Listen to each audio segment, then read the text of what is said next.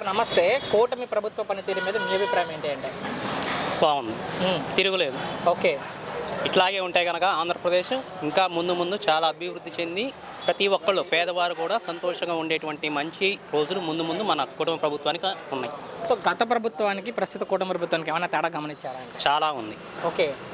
చాలా ఉంది తేడా. అభివృద్ధి ఏ విధంగా చేస్తున్నారు ఈ ప్రభుత్వంలో? ఈ ప్రభుత్వం అభివృద్ధి బాగుంది. ఓకే. రోడ్ల పరిస్థితులు అన్నీ సూపరు. సో నారా లోకేష్ గారి పనితీరు గురించి ఏం చెప్తారు?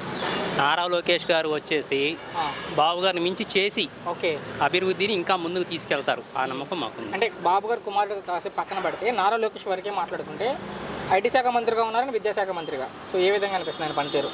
ఆయన పనితీరు రెండిట్లోనూ బాగుంది. కానీ ఈ ప్రభుత్వం ఏమీ చేయట్లేదు, వచ్చేది మా ప్రభుత్వమే అంటున్నారు కొడాలి నాని గారు. చాలా రోజుల తర్వాత యాక్టివేట్ అయ్యారు ఆయన. సో మన ఆయన మాట్లాడుతూ చెప్పారు, ఆయన మాటలు మనం పట్టించుకోవాల్సిన అంత అవసరం మాజీ లేదు. మంత్రి గారు కాబట్టి. మంత్రి గారు కాకపోతే ఎంతసేపటికి బురద చల్లడే పని మీదే ఉంటారు కానీ మంచి దాని మీద ఎవరు ఇది చేయరు. ఓకే. సో అమరావతి రాజధాని మీద మీ అభిప్రాయం ఏంటంటే? ఫ్యూచర్ జనరేషన్ అద్భుతంగా ఉంటుంది. ఫైనల్గా ముఖ్యమంత్రి గారి గురించి ఏం చెప్తారు? బాబు గారు అంటే 75 ఏళ్ల వయసు ఇప్పుడు ఆయనకి.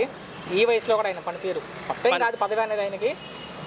ఈయన ఇప్పుడే కాదు, భగవంతుడి దయ వల్ల ఇంకొక 25 ఏళ్ళు ఉంటే కనుక మాలాంటి వాళ్ళు ముందు ముందు చదువులేని వాళ్ళు కూడా ఓకే ముందు సంతోషంగా ఉండే వంటి రోజులు ముందున్నాయి. Thank you.